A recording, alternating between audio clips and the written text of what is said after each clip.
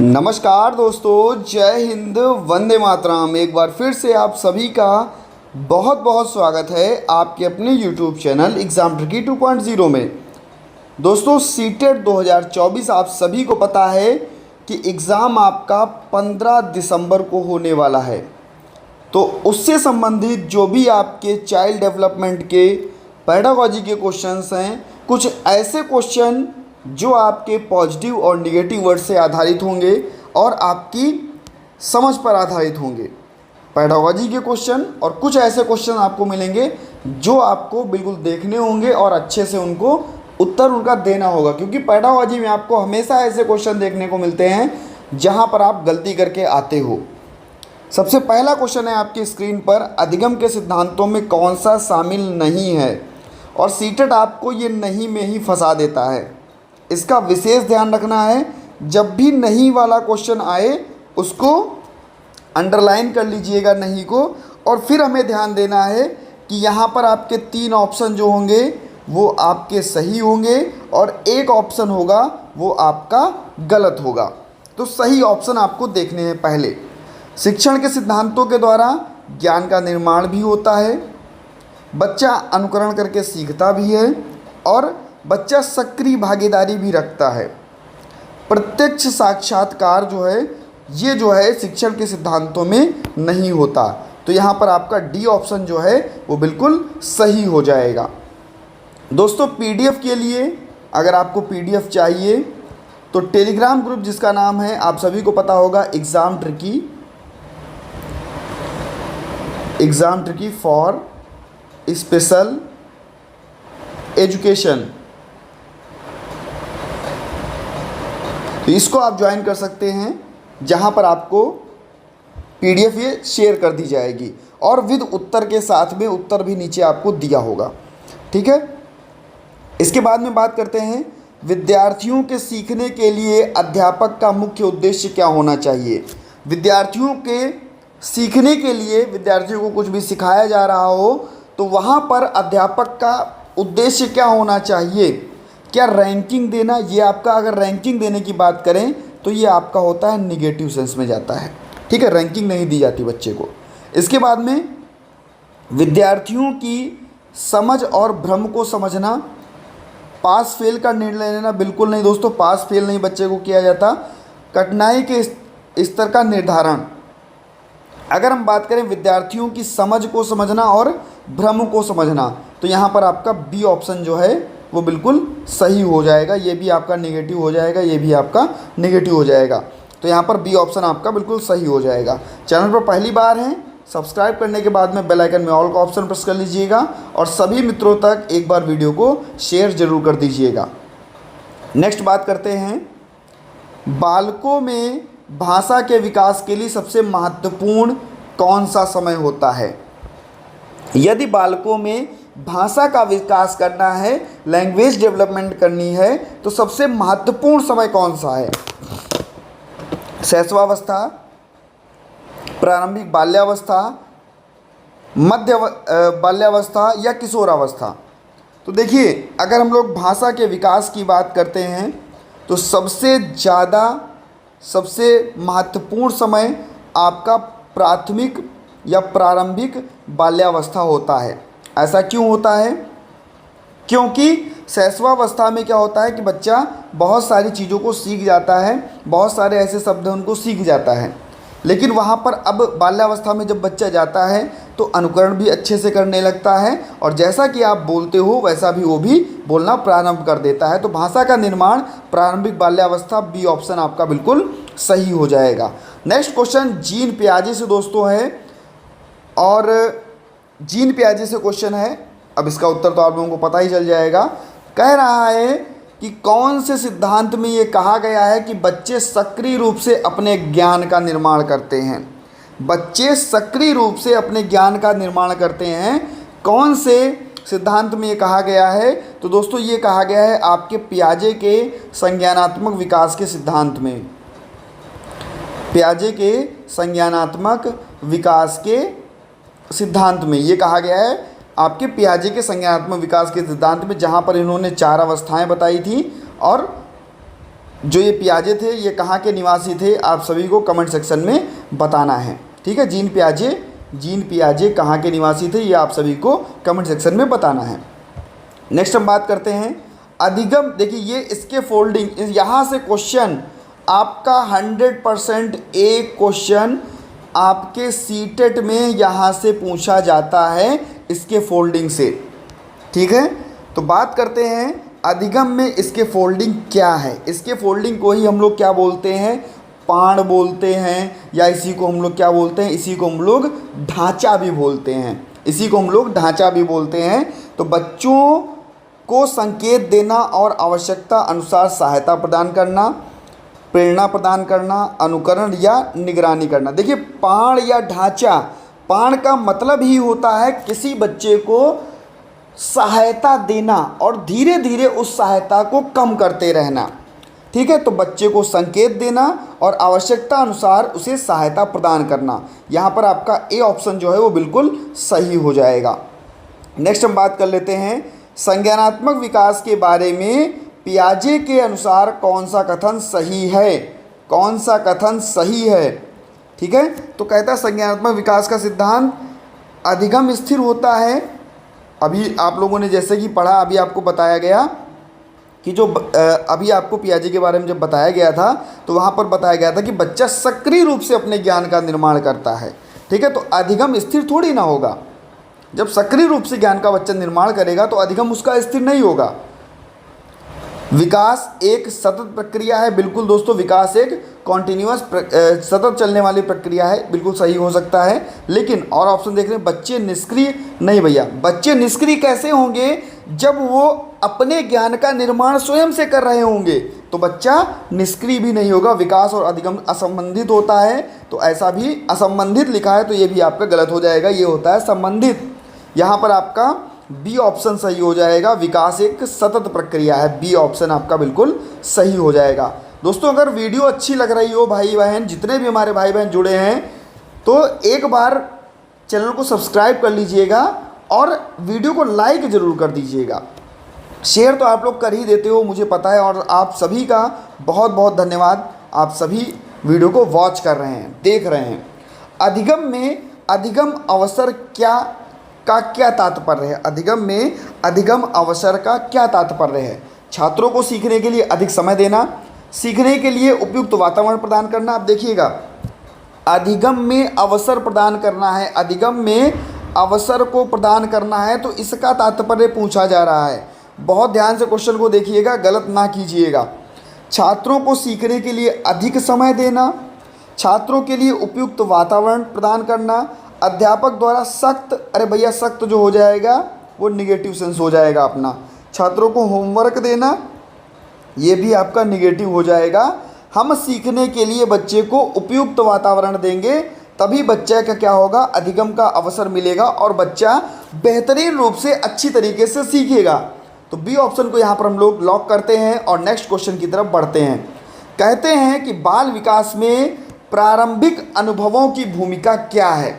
बाल विकास में top 25 questions दोस्तों यहाँ पर बात करेंगे और सभी क्वेश्चंस एक से बढ़कर के एक आपको मिलेंगे और ये सीरीज़ आपकी चलती रहेगी, चाहे वो बाल विकास की हो, चाहे वो ईवीएस की हो। हम लोग मैथ को भी यहाँ पर देखेंगे और भी बहुत सारे ऐसे क्वेश्चंस हैं जो यहाँ पर हम लोग हल करेंगे। तो कहा जा रहा है बाल विकास में प्रारंभिक अनुभवों की भूमिका क्या है। एक यह महत्वपूर्ण नहीं है, यह बच्चे की क्षमता को प्रभावित करता है, यह केवल, देखिए ये केवल कट गया, ये केवल कट गया, केवल जहाँ पर भी हो काट देना, ये दोनों जाते हैं आपके निगेटिव में।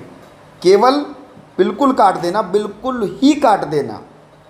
यह महत्वपूर्ण नहीं है तो ये भी काट दो, आपका बी ऑप्शन यहाँ पर भी सही हो जाएगा, यह बच्चे की क्षमता को प्रभावित करता है। बी ऑप्शन को लॉक करते हैं और नेक्स्ट क्वेश्चन की तरफ बढ़ते हैं। क्वेश्चन नंबर 9 आपकी स्क्रीन पर है भैया, और कहता है कि कौन सा कारक बालक की शिक्षा पर सबसे अधिक प्रभाव डालता है।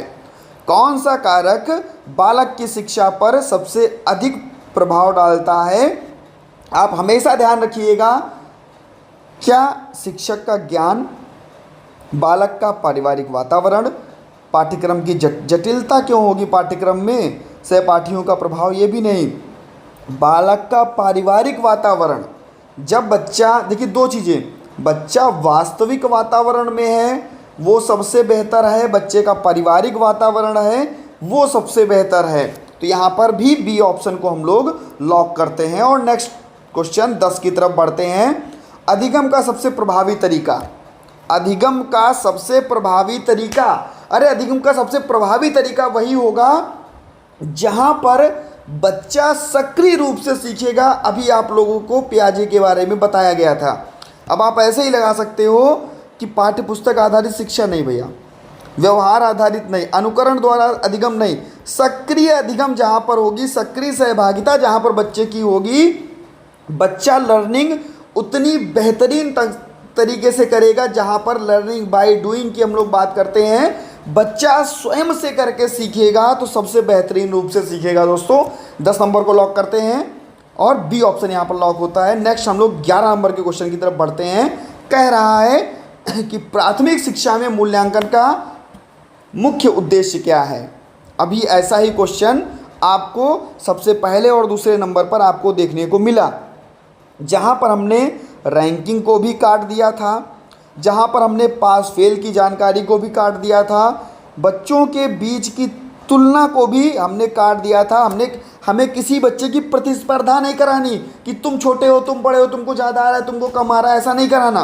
किसी भी बच्चे के बीच तुलना नहीं करनी, हमें उसकी समझ और भ्रम को समझना होगा। सी ऑप्शन को लॉक करेंगे। ऐसा क्वेश्चन मैं आपको इसी वीडियो में करा भी चुका हूं दोस्तों। क्वेश्चन नंबर 12, जेंडर पक्षपात से भी आपका बहुत बार क्वेश्चन पूछा जाता है, लिंग रूढ़िवादिता से आपका क्वेश्चन जरूर आता है। जेंडर पक्षपात की अगर बात करें तो कहेंगे किसी स्थिति को इंगित करता है, किस स्थिति को इंगित करता है जेंडर पक्षपात। दोस्तों देखिएगा, लड़कों को अधिक ध्यान देना नहीं भैया, अगर हम लड़कों की अधिक ध्यान देंगे तो लड़कियां बेचारी क्या करेंगी, ऐसा हो सकता है। चलिए आगे देखते हैं। लड़कियों को अधिक प्रोत्साहन देना, अधिक क्यों प्रोत्साहन किसी को देना है। सभी छात्रों को समान रूप से देखना या किसी को भी ध्यान ना देना। जेंडर पक्षपात किस स्थिति को इंगित करता है। 12 नंबर का क्वेश्चन है और इस क्वेश्चन का आंसर कमेंट सेक्शन में भैया बिल्कुल बताओ। अगर आप वीडियो देख रहे हो तो इस क्वेश्चन का आंसर आप कमेंट सेक्शन में बताओ और नेक्स्ट वीडियो में इस क्वेश्चन का आंसर आपको बताया भी जाएगा। ठीक है, ये क्वेश्चन आप लोगों के लिए, जेंडर पक्षपात किस स्थिति को इंगित करता है। लड़कों को अधिक ध्यान देना, लड़कियों को अधिक प्रोत्साहित करना, सभी छात्रों को समान रूप से देखना या किसी को भी ध्यान ना देना। स्क्रीनशॉट ले लीजिए और इसका उत्तर कमेंट सेक्शन में दोस्तों छापिए। और 13 नंबर क्वेश्चन आपकी स्क्रीन पर है, इस पर ना ध्यान जाइएगा। ठीक है, ये आपने नहीं देखा, ठीक है, ये आपने नहीं देखा, इसको बिल्कुल भी ना ध्यान दीजिएगा कि ये उत्तर सही भी हो सकता है। ठीक है, कौन सा सिद्धांत बच्चों की सक्रिय सहभागिता पर जोर देता है। अभी आपने इस वीडियो में ही पढ़ा कि पियाजे का सिद्धांत बच्चों की सक्रिय सहभागिता पर जोर देता है। नेक्स्ट क्वेश्चन नंबर 14 आपकी स्क्रीन पर है और कह रहा है, सामाजिक संदर्भों में बच्चों के संज्ञानात्मक विकास पर किसका जोर है। जब सामाजिक संबंध की बात करते हैं तो किसके बारे में लगाते हैं भाई, तो हमारे वाइगोत्स्की के बारे में लगाते हैं। ए ऑप्शन आपका सही होगा। सामाजिक संबंधों में संज्ञानात्मक विकास किस पर जोर देता है, तो ये वाइगोत्स्की के द्वारा ये दिया गया था।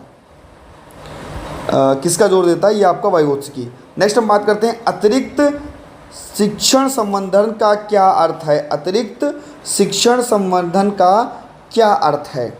अतिरिक्त होमवर्क देना,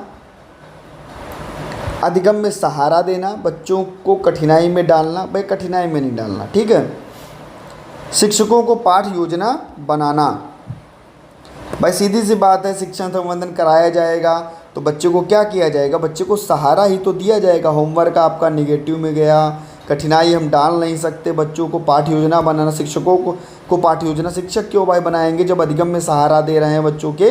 यहाँ पर बी ऑप्शन को लॉक कर दीजिए। नेक्स्ट हम बात करते हैं, कौन सा बालक मानसिक रूप से अधिक विकसित होगा। जो अधिक टीवी देखता है, जो खेलता है और अन्य गतिविधियों में भाग लेता है, जो घर के अंदर अरे भैया अकेला बैठा रहेगा तो कैसे मानसिक विकास होगा, केवल यहाँ पर भी कट गया। टीवी देखेगा तो कैसे, जो खेलेगा और सभी गतिविधियों में भाग लेगा, गतिविधियों में भाग लेगा तो करके सीखेगा। बी ऑप्शन को यहाँ पर लॉक करते हैं।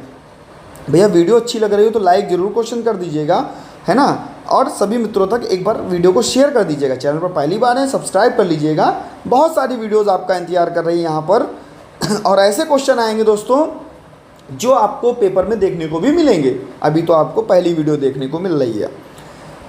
विद्यार्थियों में सकारात्मक अनुशासन बनाए रखने का सबसे अच्छा तरीका, अरे भैया बच्चे को दंड नहीं देना, कट गया।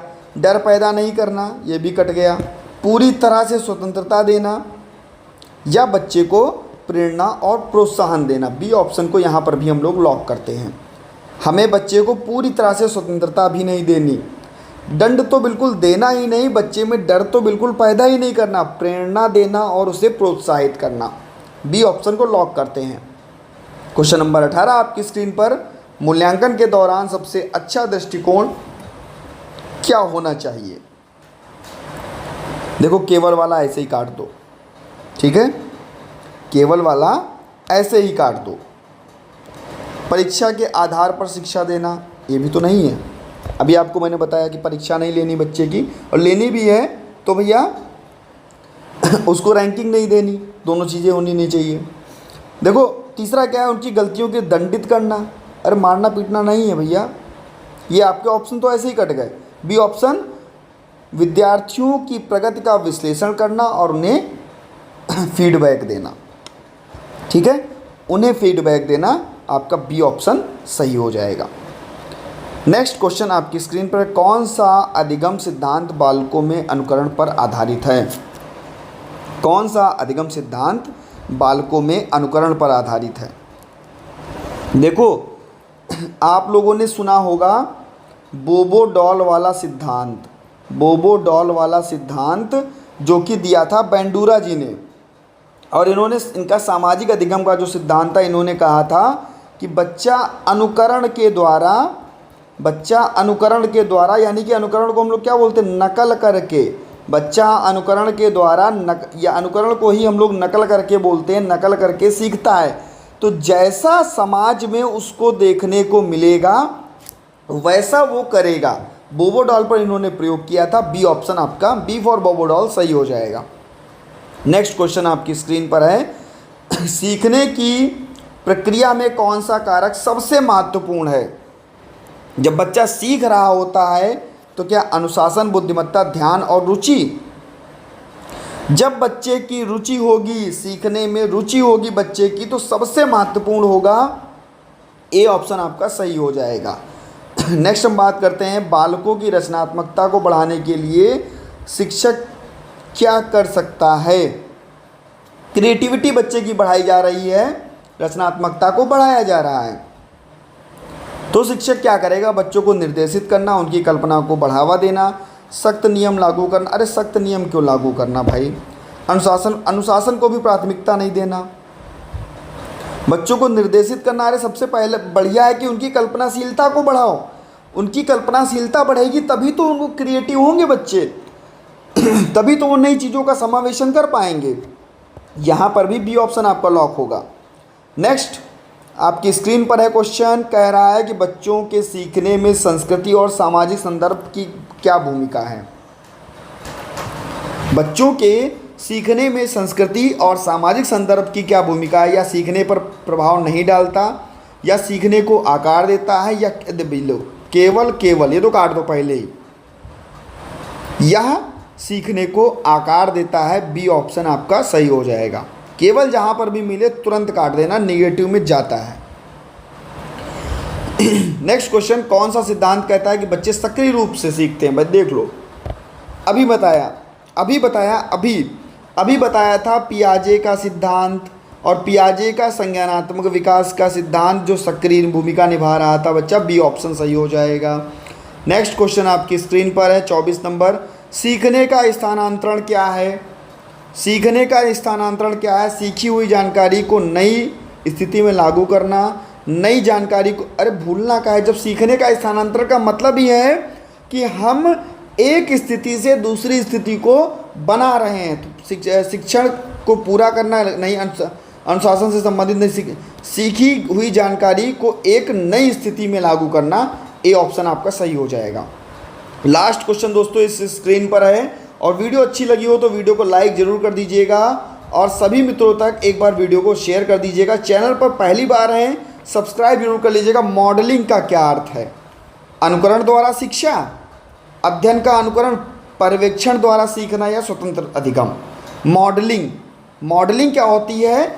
हम बच्चे को करके दिखा रहे होते, मान लो डांस कर रहा है बच्चा, पीटी कर रहा है बच्चा, तो क्या होता है कि हम करके सिखा रहे होते हैं। हाथ ऊपर किया, उसने भी हाथ ऊपर किया, 2 बार हम लोगों ने अपने हाथ को घुमाया, दूसरे 2 बार उसने भी अपने हाथ को घुमाया, तो उसने क्या किया? उसने नकल की आपकी, और नकल करना ही क्या कहलाता है? अनुकरण कहलाता है। ए ऑप्शन आपका बिल्कुल सही हो जाएगा। तो दोस्तों कैसा लगा वीडियो जरूर बताइएगा। सभी मित्रों तक एक बार वीडियो को जरूर शेयर कर दीजिएगा। मिलता हूं दोस्तों नेक्स्ट वीडियो में, बने रहिएगा आपके अपने चैनल एग्जाम ट्रिकी पर। धन्यवाद।